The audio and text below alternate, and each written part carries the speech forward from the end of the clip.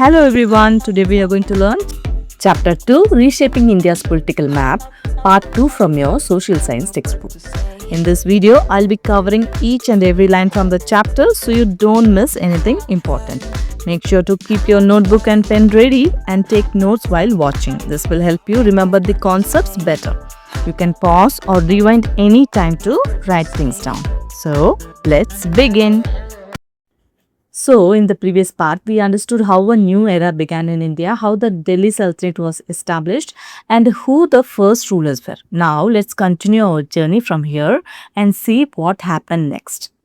Some of the sultans also imposed the jizya, a tax on non-Muslim subjects, to grant them protection and exemption from military service. In practice, depending on the ruler, this discriminatory tax would be a source of economic burden and public humiliation and form the financial and social incentive for subjects to convert to Islam. At the end of the 14th century, Timur, a brutal Turkic Mongol conqueror from Central Asia, invaded northwest India and launched a devastating attack on Delhi, then a thriving city.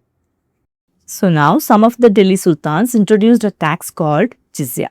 Jizya was a tax collected from non-Muslim subjects, and in return they were given protection by the state and were not required to serve in the military.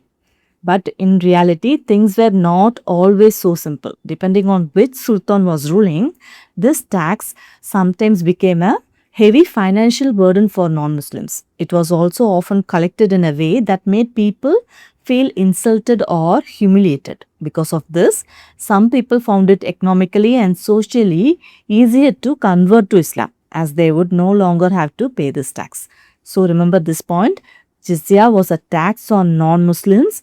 It provided protection and exemption from military service, and under some rulers, it became a burden and even encouraged some people to convert to Islam.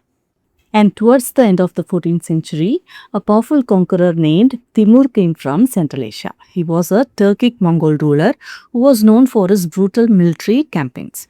He invaded northwestern India and marched towards Delhi. Remember, at that time, Delhi was a thriving city. Thriving means Delhi was prosperous, wealthy and full of people, trade and economic activity. But Timur launched a devastating attack on the city. Devastating means an attack that causes massive destruction and great suffering.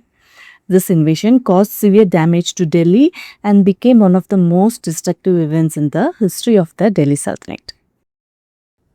As he wrote in his memoirs, his twofold objective was to wage war with the infidels and to gain something by plundering the wealth of the infidels.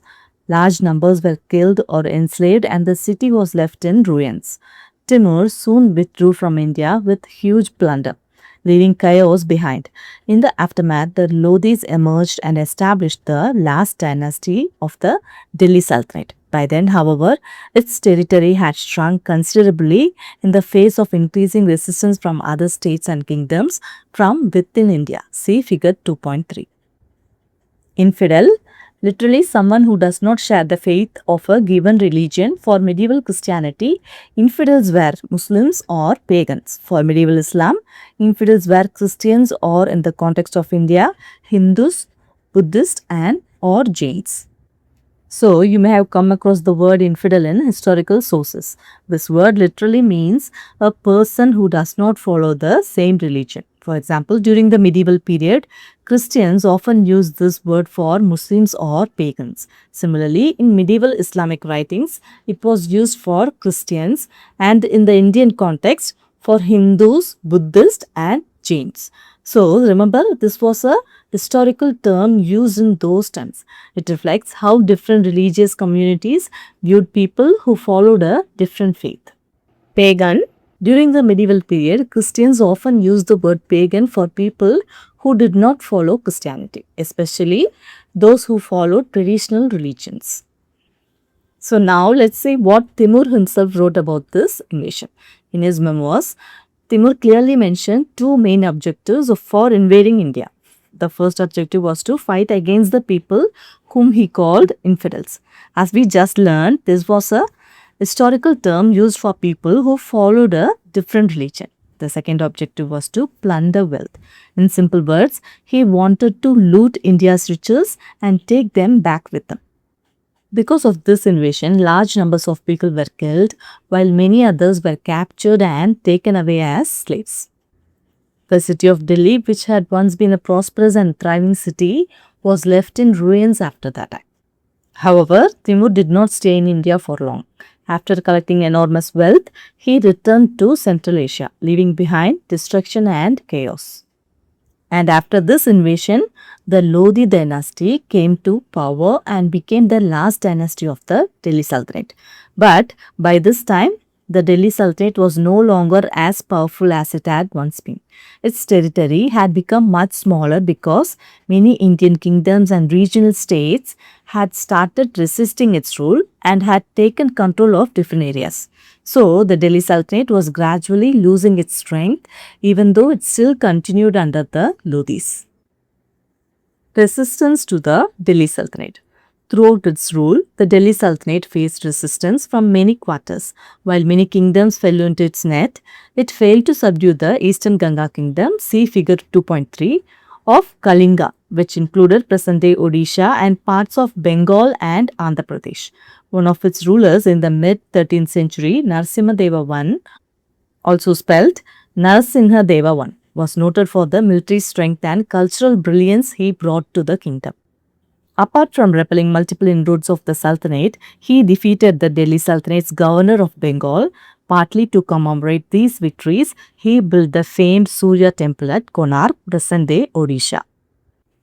So, the Delhi Sultanate was not able to conquer every kingdom in India. Even though the Delhi Sultanate became very powerful, many kingdoms continued to resist its rule. Some kingdoms were conquered, but others successfully defended themselves. One of the strongest examples was the Eastern Ganga kingdom. This kingdom was located in Kalinga, which included present-day Odisha and parts of West Bengal and Andhra Pradesh. Now, one of the most famous rulers of this kingdom was Narasimhadeva I. He ruled during the middle of the 13th century and became famous for two important reasons. First, he had a powerful army and was an excellent military leader. Second, he also encouraged art, architecture and culture, making his kingdom culturally rich. And something very important is, the Delhi Sultanate tried many times to enter and control this kingdom. But Narasimhadeva I successfully stopped these attacks. In fact, he didn't just defend his kingdom, he also defeated the Delhi Sultanate's governor of Bengal, showing the military strength of the Eastern Ganga kingdom. To celebrate these important victories, Narasimhadeva I built the famous Surya temple at Konark in present-day Odisha. So, the Konark Sun temple was not only a magnificent place of worship and architecture, but also a symbol of the kingdom's success and strength. Figure 2.8, a statue depicting Narasimhadeva I seated on his throne surrounded by attendants and musicians. So, this picture shows the statue of Narasimhadeva I sitting on his royal throne. Notice that he is surrounded by attendants and musicians. So, this tells us that he was not only a brave military ruler, but also a king who encouraged art, music and culture in his kingdom. So, Narasimhadeva I is remembered for two important achievements. He successfully defended his kingdom against the Delhi Sultanate and also promoted cultural development as reflected in monuments like the Konark Sun Temple. Think about it. During the time of the Tughlaqs, the Musunuri Nayakas, Telugu chieftains, rallied over 75 more chieftains of the region, formed a confederacy that defeated smaller provinces, formed a confederacy that defeated the Delhi Sultanate forces and expelled Muhammad bin Tughlaq's army from Warangal, present-day Telangana, around 1330 to 1336. Do you think it would have been an easy task to bring together 75 leaders in those days? So, even though the Delhi Sultanate was powerful, different parts of India continued to resist its rule. One such example comes from present-day Telangana. During the rule of the Tughlaq dynasty, a group of Telugu chieftains called the Musunuri Nayakas decided to fight against the Delhi Sultanate. The Musunuri Nayakas didn't fight alone. They brought together more than 75 local chieftains from different parts of the region. Together, these leaders formed a confederacy. A confederacy is a group or alliance of different rulers or leaders who unite to achieve a common goal. In this case, their common goal was to resist the Delhi Sultanate and drive its army out of their region. First, this confederacy defeated the Sultanate's smaller provinces in the region. Then, they fought against the main forces of the Delhi Sultanate. Finally, around 1330 to 1336 CE, they successfully expelled Muhammad bin Tughlaq's army from Warangal, which is in present-day Telangana. This was a major victory because it showed that when many leaders worked together, they could successfully challenge even a powerful empire like the Delhi Sultanate. Now, think about this. Do you think it would have been easy to bring together more than 75 different leaders in those days?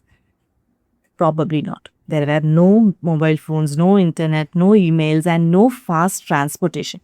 Communicating with so many rulers, convincing them to cooperate, and making them trust one another would have taken a lot of time, planning, and leadership. That's why forming this confederacy itself was a remarkable achievement. We mentioned earlier Alauddin's push to the south, attracted by its renowned wealth. At the time, the Hoysalas ruled parts of southern India, mostly present-day Karnataka, see figure 2.3, and fended off several attacks from the Delhi Sultanate, remaining the only independent kingdom in the south. However, weakened by these attacks and internal conflicts, the Hoysala kingdom declined and in the mid-14th century was absorbed into the Vijayanagara Empire further south, see below. So, this striped region on the map shows the maximum extent of the Tughlaq dynasty around 1335 CE. As you can see, the Delhi Sultanate had expanded over a large part of India. This orange colored region represents the Hoysala kingdom, located mostly in present-day Karnataka. Earlier, we learned that Alauddin Khilji wanted to expand towards South India because it was famous for its wealth. But did he conquer the entire south? No. The Hoysalas strongly resisted the Delhi Sultanate's attacks. They successfully defended their kingdom several times and remained the only independent kingdom in South India at that time. However, these repeated attacks caused heavy damage. At the same time, the Hoysala kingdom also faced internal conflicts, meaning there were problems and struggles within the kingdom itself. Because of these two reasons, that is, continuous attacks from the Delhi Sultanate and internal conflicts, the Hoysala kingdom gradually became weaker. Finally, in the middle of the 14th century, it was absorbed into the Vijayanagara Empire, which was located further south. We will learn about the Vijayanagara Empire in the next part of the chapter. Don't miss out. The sculpture in figure 2.9 narrates the story behind the Hoysala's emblem. Kannada folklore recounts the story of Sala, a young man who fought a lion to save his guru, giving the dynasty its name Hoy, which means strike, Sala. Figure 2.9, the Hoysalas built magnificent temples, for instance, those of Belur, this picture, and Halebidu. So, this sculpture is from the Hoysala temple at Belur in present-day Karnataka. Just look at the amount of detail carved into the stone. In the center, you can see a mythical creature with a lion-like face. The ornaments, clothes, facial expressions, and even the jewelry have been carved very carefully. This shows the extraordinary skill of Hoysala sculptures. They could turn hard stone into artwork with incredibly fine details. That's why the Hoysala rulers are remembered not only for defending their kingdom, but also for encouraging architecture, sculpture, and art. The temples at Belur and Halebidu became famous because of this remarkable craftsmanship, and even today, people from around the world visit them to admire these carvings. And also, this sculpture is not just a decoration. It actually tells the story of how the Hoysala dynasty got its name. According to Kannada folklore, there was a young man named Sala. One day, his guru or teacher was attacked by a lion. Seeing the danger, the guru shouted, "Hoy Sala." Here, the word Hoy means strike. or attack. Hearing this, Sala bravely fought the lion and saved his guru. According to this traditional story, this heroic act became the inspiration for the Hoysala dynasty's end. So this is Sala, the young warrior, and this is the lion he is fighting. This scene represents the famous legend of Hoysala, from which the Hoysala dynasty is believed to have got its name. The Delhi Sultanate also faced rebellions from the emergence of several independent regional sultanates. The Bahmani Sultanate, for instance, rose in the mid-14th century and controlled much of the Deccan for a while.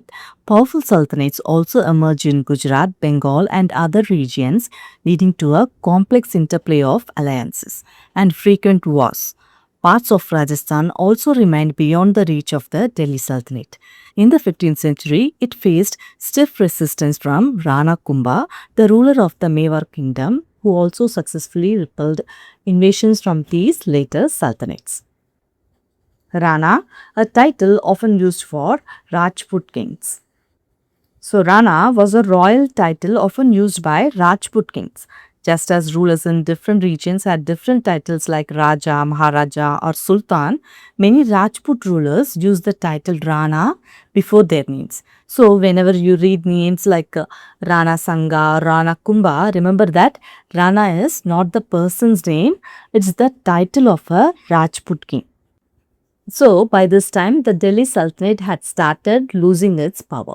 Earlier, we saw that many Hindu kingdoms like the Eastern Ganga kingdom, the Hoysalas and the Musunuri Nayakas resisted its rule. Now, another challenge came from within the Muslim rulers themselves. Several regional sultanates declared themselves independent and no longer wanted to remain under the control of the Delhi Sultanate. One of the most important among them was the Bahmani Sultanate. It emerged in the middle of the 14th century and controlled a large part of the Deccan Plateau for some time. Similarly, powerful sultanates also emerged in Gujarat, Bengal and other regions. Now, instead of one powerful sultanate ruling over everyone, there were many different sultanates. Sometimes they became allies and helped one another. At other times, they fought wars against each other to gain more power and territory. That's why the chapter says there was a complex interplay of alliances and frequent wars. In simple words, the political situation became very complicated because rulers were constantly changing friends and enemies. Now let's look at Rajasthan. Even Rajasthan was never fully controlled by the Delhi Sultanate. In the 15th century, a powerful Rajput ruler named Rana Kumbha ruled the kingdom of Mewar. Remember, Rana is not his name, it is a royal title used by many Rajput kings. Rana Kumbha strongly resisted attacks. He not only protected Mewar but also successfully defeated invasions by these later regional sultanates. So, just like the Eastern Gangas and the Hoysalas, the kingdom of Mewar also played an important role in resisting powerful sultanates. Don't miss out. Kumbhalgarh Fort, figure 2.10, was built by Rana Kumbha in the 15th century in the Aravalli Hills and served as a stronghold for the rulers of Mewar, a prominent Rajput kingdom in the central and southern parts of today's Rajasthan. Surrounded by forest and steep slopes, it is famous for its massive 36-kilometer long wall, one of the longest continuous walls in the world. Figure 2.10, a view of the Kumbhalgarh Fort in the Aravalli Hills. So this is Kumbhalgarh Fort, built by Rana Kumbha during the 15th century. It is located in the Aravalli Hills in present-day Rajasthan. Now, why was this fort so important? It served as a stronghold for the rulers of Mewar. A stronghold is a heavily protected fort or place from where rulers could defend their kingdom during attacks. The location of Kumbhalgarh Fort made it naturally very secure. It was surrounded by dense forests and steep hills, making it extremely difficult for enemy armies to reach the fort. But what makes this fort truly famous is its massive wall. The wall is about 36 kilometers long, making it one of the longest continuous walls in the world. This wall around the fort helped protect it from enemy attacks. That's one of the reasons why the rulers of Mewar were able to defend their kingdom so effectively. So, Kumbhalgarh fort was not just a palace, it was a powerful defensive fortress that played an important role in protecting the kingdom of Mewar. Let's explore. Why do you think such locations were chosen for many of the medieval forts? Discuss pros and cons, hint, think of issues of strategy, security, vulnerability, etc. So, why do you think many medieval forts like Kumbhalgarh fort were built on hills and surrounded by forest? Let's think about the advantages first. If a fort is built high on a hill, enemy soldiers have to climb uphill, which is difficult and tiring. This gives the defenders a big advantage. Also, from the top of the hill, soldiers can see enemy armies from a long distance and prepare for an attack. Dense forest and steep slopes around the fort make it even harder for enemies to reach it. These natural features act like an extra layer of protection, making the fort much more secure. So, from the point of view of strategy and security, these locations were excellent. But were there any disadvantages? Yes. Since these forts were built in remote hilly areas, transporting food, water, weapons, and other supplies was not easy. During a long siege, when enemies surrounded the fort and blocked all routes, it became difficult to bring in fresh supplies. Communicating with the other parts of the kingdom was also slower because there were no modern roads, vehicles, or communication systems. So, while hill forts were very safe, they could also become isolated during long battles. The Vijayanagara Empire. While the Delhi Sultanate grew politically more unstable, a new center of power emerged in the south. In the 14th century, two brothers, Harihara and Bukka, who had initially served as governors under Muhammad bin Tughlaq, eventually rejected Delhi's authority and established an independent kingdom that became a significant force in southern India and grew into the Vijayanagara Empire. So, we have just seen that the Delhi Sultanate was becoming weaker. Many regional kingdoms were resisting its rule. Several independent sultanates had also emerged. So, naturally, a question comes to our mind. If the Delhi Sultanate was losing power, who became powerful next? The answer is the Vijayanagara Empire. In the 14th century, there were two brothers named Harihara and Bukka. Interestingly, they did not start as independent rulers. At first, they served as governors under Muhammad bin Tughlaq.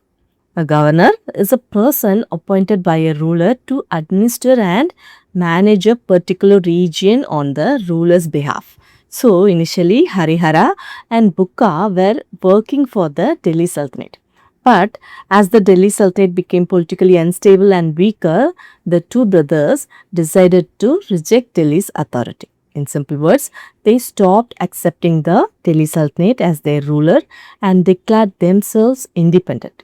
After that, they established their own kingdom in South India. Over time, this kingdom became more powerful, expanded its territory, and finally grew into the Vijayanagara Empire. This empire soon became one of the most important and powerful kingdoms in southern India. And from here onwards, we are going to learn about the rise of the Vijayanagara Empire, which played a major role in the history of medieval India. Don't miss out.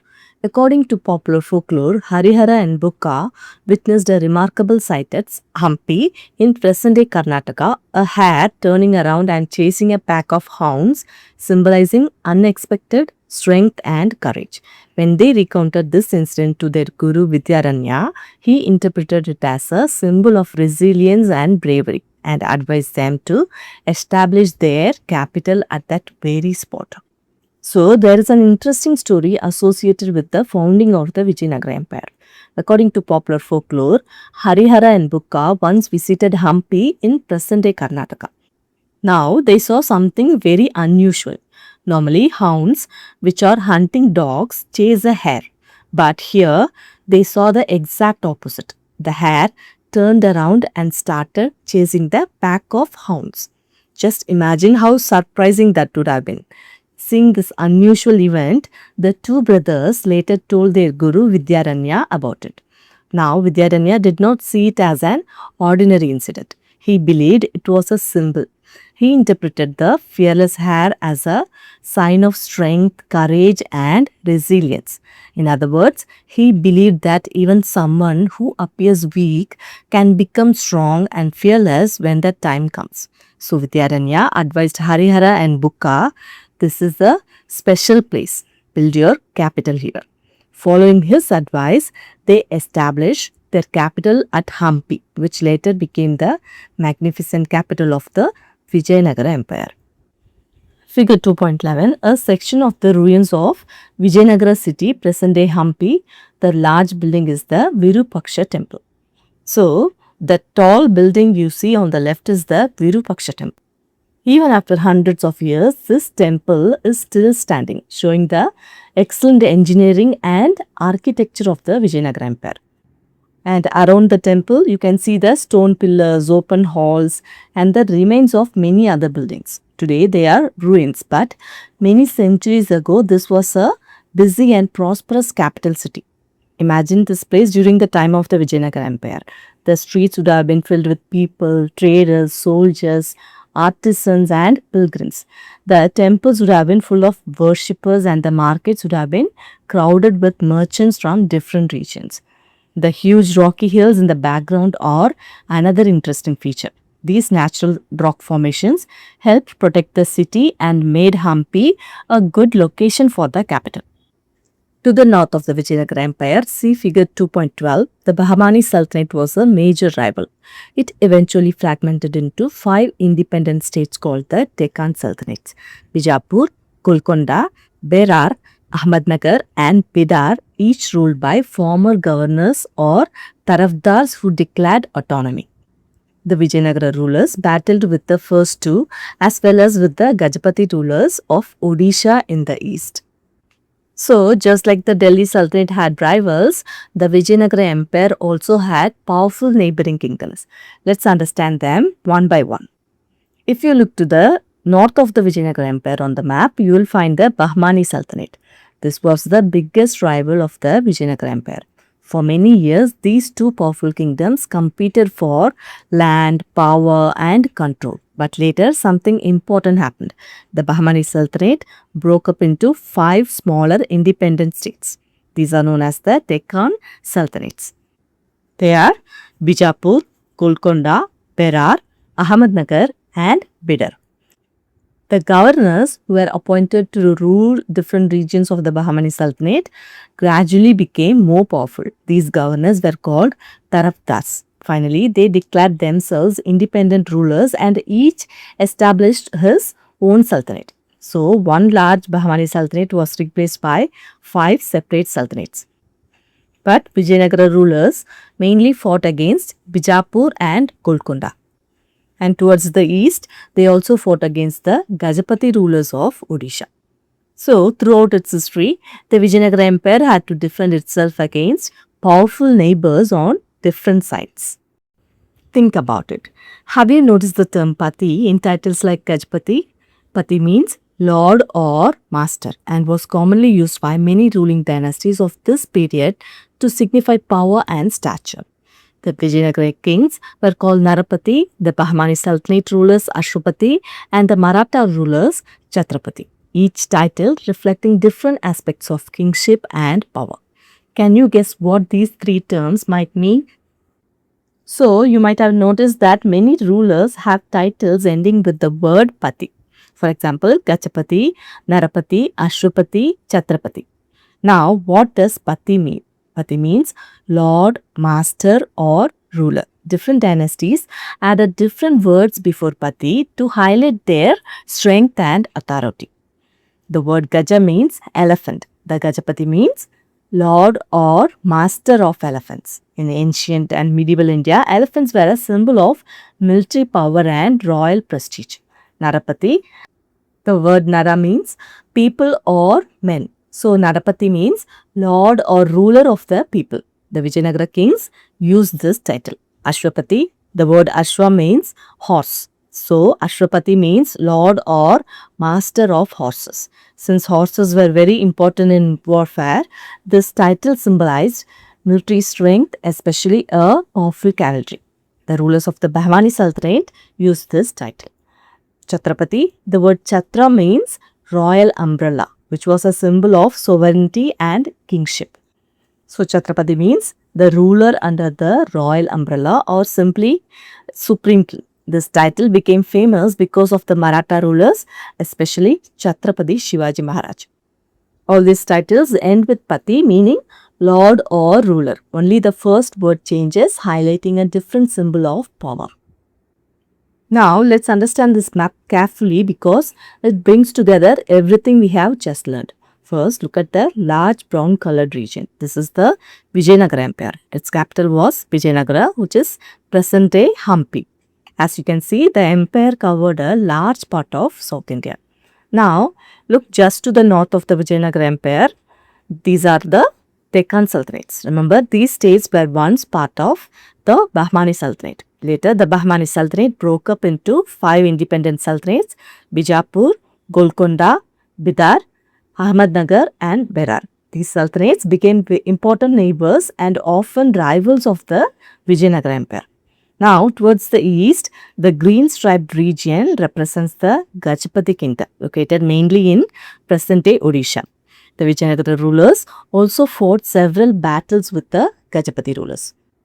And we can also see that Calicut or Kozhikode, this important coastal city, reminds us that the west coast was also a major center of trade. Berar is also called as Achalpur and Bijapur is also called as the Vijaypura. Krishnadevaraya. In the 16th century, the Vijayanagara Empire reached its peak under its celebrated ruler Krishnadevaraya, who expanded and secured the empire's dominance over the Deccan. Under his rule, the empire achieved both military power and cultural renaissance. He patronized poets and scholars in Sanskrit, Telugu and Kannada. He himself composed an epic poem in Telugu, Amukta on the story of the Tamil poet and saint Andal. One section of the work is the Rajanidhi, royal policy, where he expounded his ideas of good governance.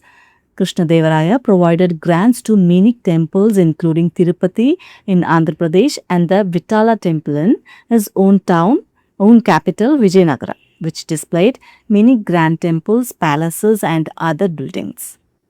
So, we have seen how the Vijayanagara Empire was founded by Harihara and Bukka. But it was under the ruler Krishnadevaraya, it became the most powerful. In the 16th century, during his reign, the Vijayanagara Empire reached the peak of its power.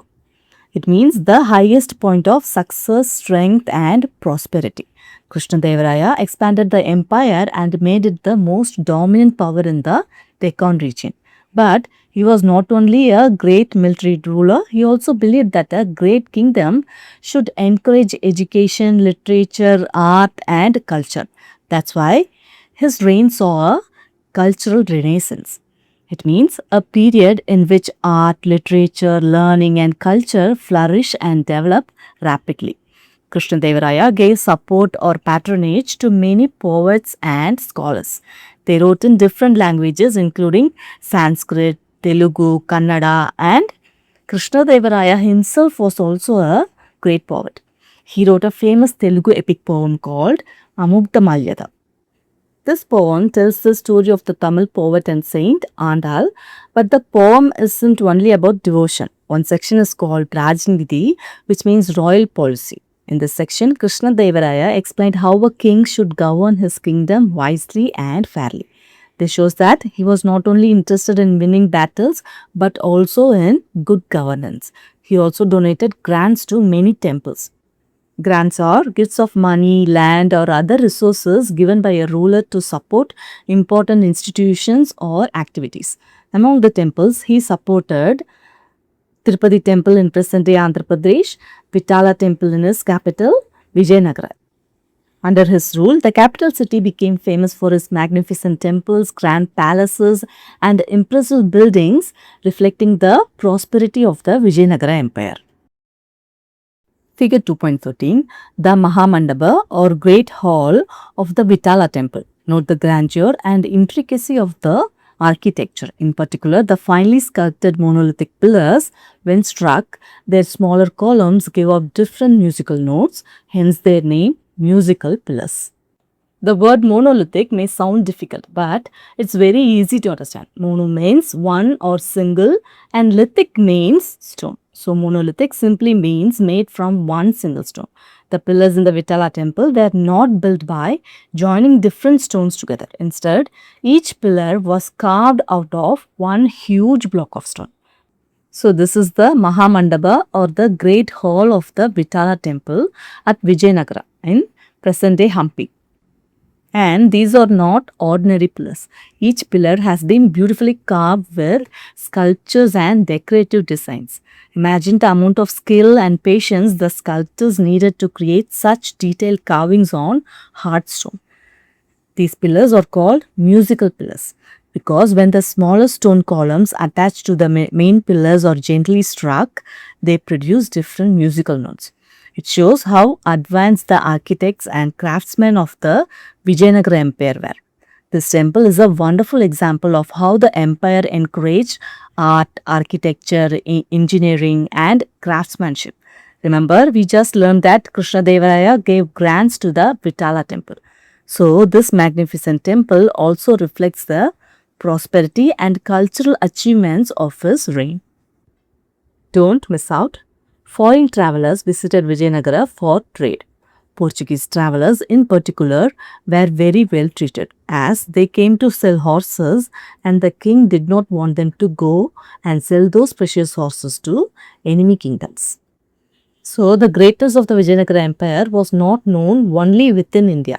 People from other countries also visited Vijayanagara, especially for trade. Among them, the Portuguese travelers were some of the most important visitors. They were treated so well by the Vijayanagara kings. The main reason was horses. During the medieval period, horses were extremely important in warfare. A strong cavalry could make a huge difference in a battle. However, good quality horses were not easily available in South India. The Portuguese brought high quality horses from overseas and sold them in India. The Vijayanagara king wanted to buy these horses for his own army. At the same time, he did not want the Portuguese to sell these valuable horses to his enemy kingdoms because that would make his rivals stronger. So, the Portuguese travelers were treated with great respect and hospitality to maintain good trade relations. This shows that trade was not only about buying and selling goods, it was also closely connected with politics and military power. One of them, Domingo Paes, left a long and detailed record of his stay in the Vijayanagara capital. An excerpt, this city seemed to me as large as Rome and very beautiful to the sight. There are many groves of trees within it, in the gardens of the houses and many conduits of water which flow into the midst of it, and in places there are lakes. The people in this city are countless in number. This is the best provided city in the world. The streets and markets are full of laden oxen. You could find in great abundance everything that you wanted. So, how do we know that the Vijayanagara Empire was rich and prosperous? One important reason is the accounts left by foreign travelers.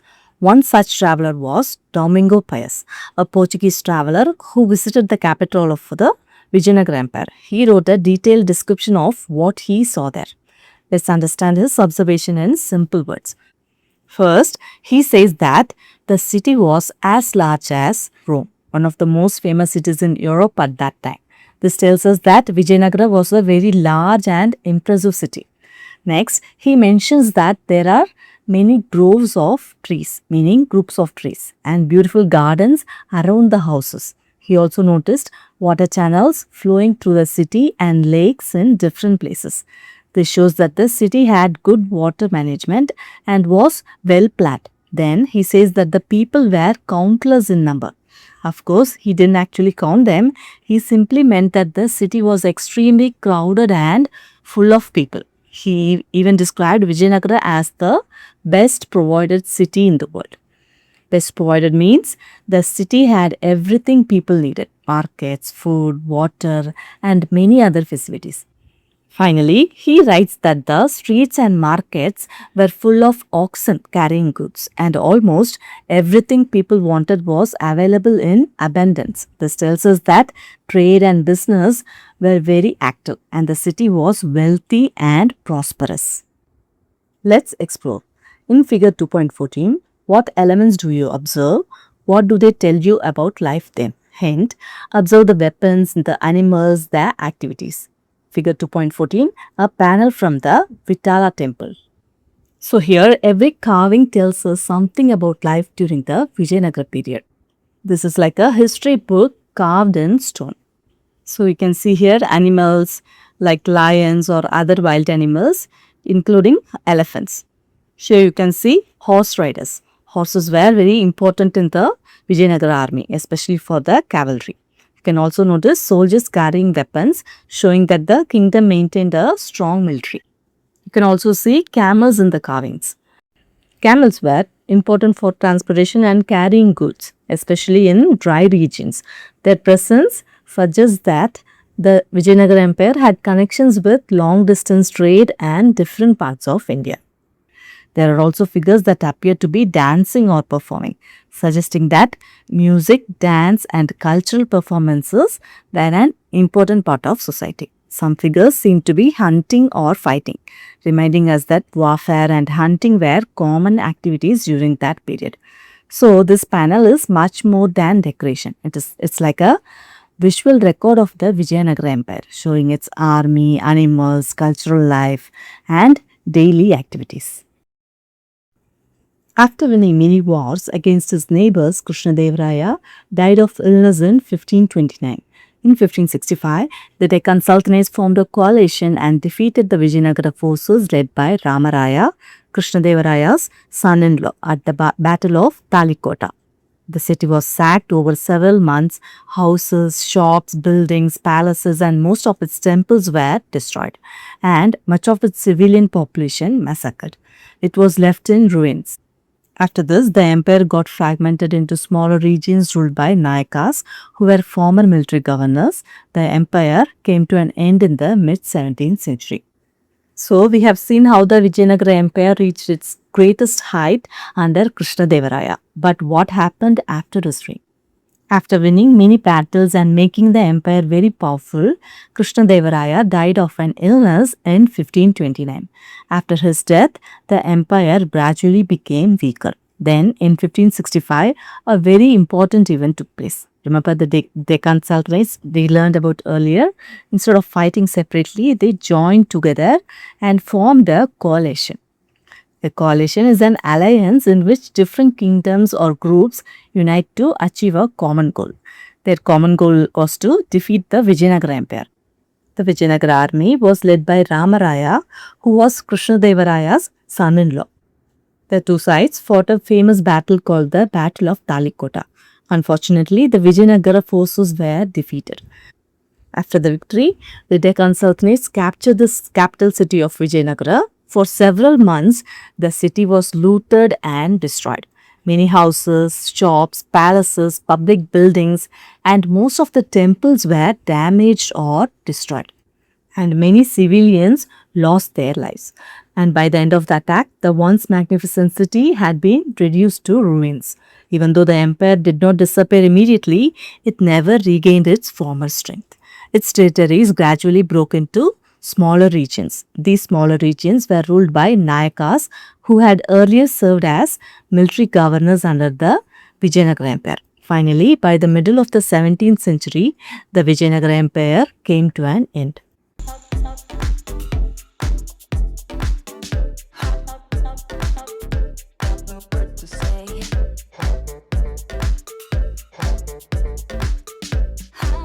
So with this, we have completed the part 2 of the chapter, Reshaping India's Political Map.